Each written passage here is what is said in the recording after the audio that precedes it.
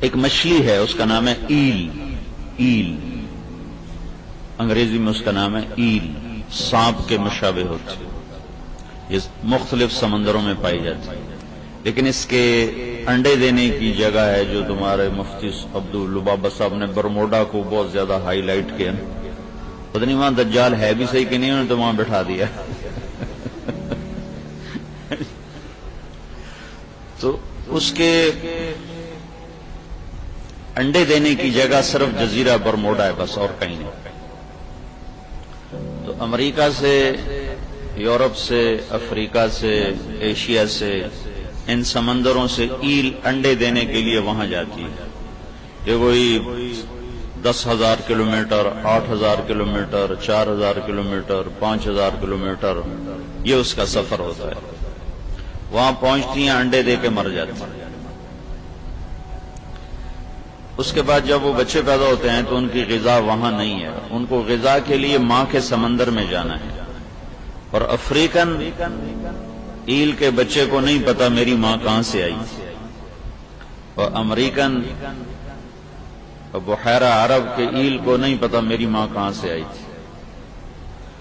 اور نیچے 800 میٹر کے بعد سورج کی روشنی سفر نہیں کرتی، اندھیرا ہوتا ہے، گپ اندھیرا ہوتا ہے.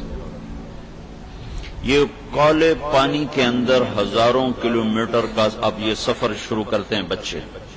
اور آج تک سمندری ماہرین نے یہ تحقیق کر کے بتایا ہے کہ آج تک ایسا نہیں ہوا کہ افریقن ایل کا بچہ امریکہ پہنچ گیا اور امریکن ایل کا بچہ وہ یورپ پہنچ گیا اور یورپین ایل کا بچہ وہ بحیرہ عرب میں پہنچ گیا. آج تک ایسے نہیں. ایک اور مچھلی ہے سائمن، بہت خوبصورت مچھلی ہوتی ہے. یہ تو بدصورت سی، یہ بہت خوبصورت ہوتی ہے، سرخ جلد ہوتی ہے، چمکتے ہوئے ستارے ہوتے ہیں. یہ میٹھے پانیوں سے سمندر میں آتا ہے، میٹھے پانی. اور میٹھے پانیوں کے کتنے دہانے ہیں جو سمندر میں آ کے مل رہے ہیں، کتنے دریا ہیں جو آ کے سمندر میں مل رہے ہیں، لاکھوں کروڑوں. یہ سمندر کھلے میں جاتی ہے اور 8 سال تک وہاں گزارتی ہے.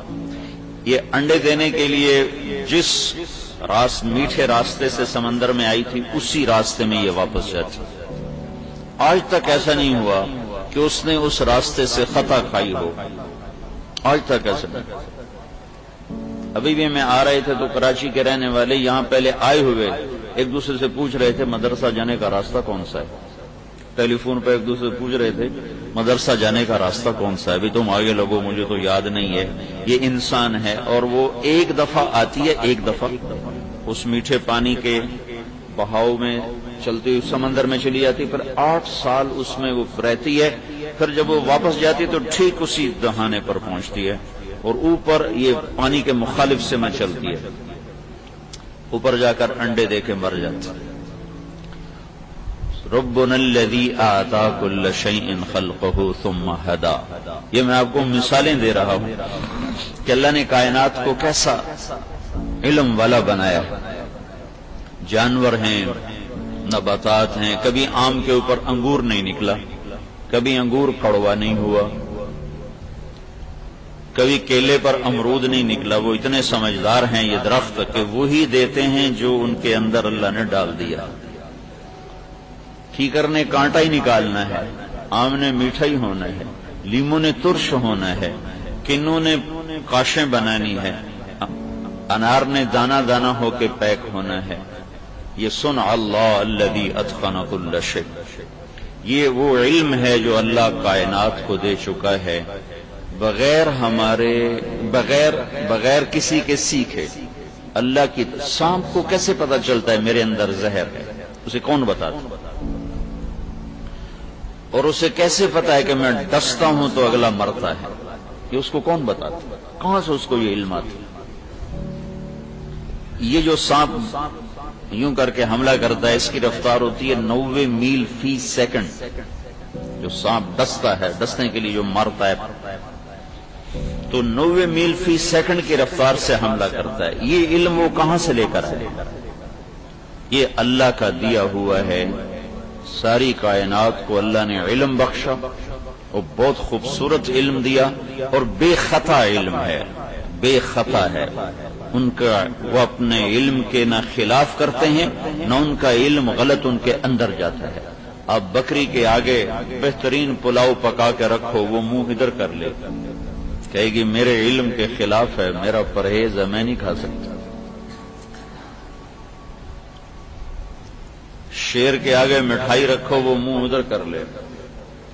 گوشت کو رکھو، گوشت دھو کے رکھو، دھو کے صاف کر کے، منہ بھی نہیں لگا۔ خون سے لتھڑا ہوا گوشت ہوگا تو کھائے گا، اگر اس میں خون ملا ہوا نہیں ہے تو وہ بالکل نہیں کھائے گا، یوں بیٹھ جائے گا جی یہ صاف گوشت تو کھاؤ، میرا پرہیز۔ اور شوگر والے مولانا صاحب کے آگے مٹھائی رکھو، ضرور کھائے گا۔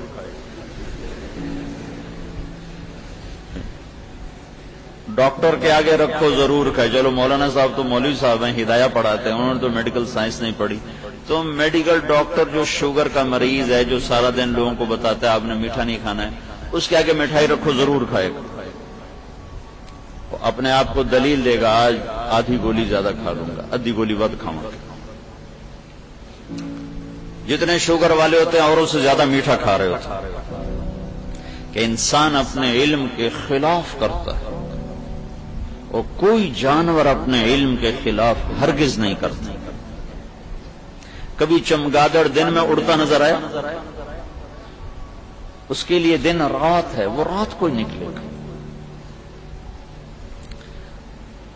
کبھی تازہ شکار کرتا ہوا گدھ نظر آیا کہ تازہ شکار پکڑ رہا ہو، وہ کتنا ہی مردار گوشت ڈھیر پڑا ہو، عقاب اس کے قریب بھی نہیں پھٹکتا۔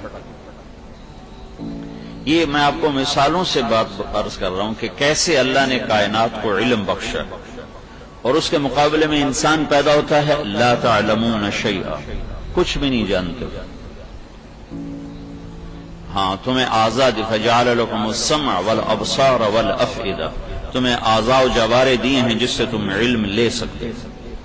آگے بازار میں دو علم ہیں، ایک دنیا کا ہے، ایک دین کا ہے۔ اقرا کا جو عموم ہے یہ دونوں علوم کی ترغیب دے رہا ہے۔ اقرا بسم ربک الذی خلق، اللہ کی مدد کے بغیر نہ تم دنیا کے علم میں کچھ پا سکتے ہو نہ دین کے علم میں کچھ پا سکتے۔ 99% ایجادات اچانک ہوئی، سائنسدان کوئی اور چیز ڈھونڈ رہا ہے اور نکل کچھ اور ہے، 99%۔ اقرا بسم ربک الذی خلق، استعانت کے لیے ہو کہ اللہ کی مدد کے بغیر نہیں کر سکتے، اس کی مدد کو ساتھ لو۔ ایک اور مطلب اقرا بسم ربک الذی خلق، پڑھ اللہ کی پہچان کے ساتھ، اسم سمو سے پڑھ اللہ کی پہچان کے ساتھ۔ ہدایہ تو پڑھ گیا، اللہ کو نہیں پہچانا تو قرآن والا اقرا نہیں ہوا۔